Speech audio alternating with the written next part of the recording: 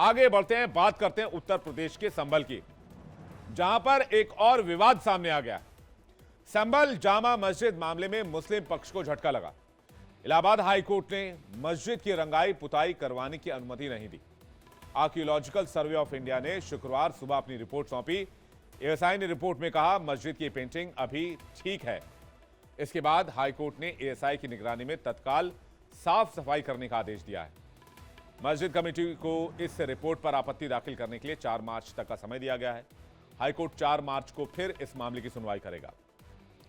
दरअसल 25 फरवरी को जामा मस्जिद कमेटी के वकील जाहिर असगर ने मस्जिद की रंगाई पुताई के लिए हाईकोर्ट में याचिका दाखिल की थी, जिसमें कहा गया था कि हम लोग हर साल रमजान से पहले मस्जिद की रंगाई पुताई करते हैं, लेकिन इस बार प्रशासन से अनुमति नहीं मिली। इस पर गुरुवार को हाईकोर्ट में सुनवाई हुई थी। गुरुवार को हाईकोर्ट ने मस्जिद पक्ष की याचिका पर सुनवाई करते हुए 3 सदस्यीय कमेटी गठित की थी। इसमें मस्जिद के मुतवल्ली और एएसआई को भी शामिल किया गया था। कोर्ट ने कमेटी को निर्देश दिया था कि 24 घंटे के अंदर यानी शुक्रवार तक कमेटी मस्जिद का निरीक्षण करके अपनी रिपोर्ट दे दे। एएसआई ने शुक्रवार सुबह ही रिपोर्ट सौंप दी थी। शुक्रवार को 10 बजे जस्टिस रोहित रंजन अग्रवाल की सिंगल बेंच ने मामले की सुनवाई की थी। इस विवाद के बीच जामा मस्जिद में सुरक्षा बढ़ा दी गई है ताकि कोई अप्रिय घटना न हो सके। विवादित स्थल के चारों ओर सुरक्षा व्यवस्था सुनिश्चित की गई है। सभी बैरियर से ड्यूटी अलर्ट कर दी गई है और सुरक्षा व्यवस्था सुनिश्चित की जा रही है और फोर्स को सभी बिंदुओं पर रिफ्लेक्ट किया गया है। पक्ष ने रंगाई पुताई को लेकर डीएम और एएसआई को भी लेटर लिखा था। हालांकि डीएम ने अनुमति देने से इनकार कर दिया था और कहा था कि ये मस्जिद एएसआई के अधीन है, ऐसे में हर तरह के निर्णय एएसआई ही लेगी। हिंदू पक्ष रंगाई और पुताई का विरोध कर रहा है। उनका कहना है कि रंगाई पुताई से मंदिर के साक्ष्य मिटाए जा सकते हैं, इसलिए परमिशन न दी जाए। 3 दिन पहले यूपी सरकार ने संभल में शाही जामा मस्जिद और उसके पास मौजूद कुएं को लेकर सुप्रीम कोर्ट में स्टेटस रिपोर्ट दाखिल की थी। सरकार ने मस्जिद इंतजामिया कमेटी के उस दावे को खारिज किया जिसमें कुएं को मस्जिद की प्रॉपर्टी बताया गया था। यूपी सरकार ने कहा कि संभल की शाही जामा मस्जिद भी सरकारी जमीन पर बनाई गई है। मस्जिद के पास मौजूद कुआं भी सरकारी जमीन पर है। खुद मस्जिद कमेटी ने गलत फोटो पेश कर अदालत को गुमराह करने की कोशिश की है। यानी संभल का मामला अभी लंबा चलने वाला है। चलिए बात करते हैं पड़ोसी मुल्क पाकिस्तान की। पड़ोसी मुल्क पाकिस्तान गृह युद्ध की आग में जल रहा है। गृह युद्ध, वो युद्ध जो पाकिस्तान ने खुद शुरू की, वो आग जो पाकिस्तान ने खुद लगाई, क्योंकि हर दिन पाकिस्तान में हमले हो रहे हैं। औसतन 2 से 3 हमले हर दिन होते हैं पाकिस्तान के अंदर। और अब रमजान से 1 दिन पहले पाकिस्तान के जामिया हक्कानिया मदरसा में बम धमाका हो गया। यह हमला तालिबान के गॉडफादर के बेटे हमीदुल हक हक्कानी को निशाना बनाकर किया गया था। हमले में उसकी मौत हो गई है। इसके अलावा 4 और लोग भी मारे गए हैं।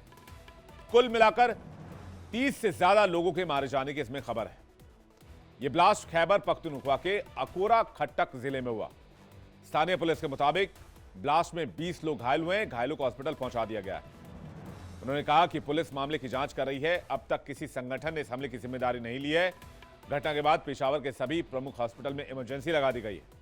रिपोर्ट के मुताबिक शुरुआती जांच में एक सुसाइडल ब्लास्ट लग रहा है, जिसमें मस्जिद का एक हिस्सा भी टूट गया है।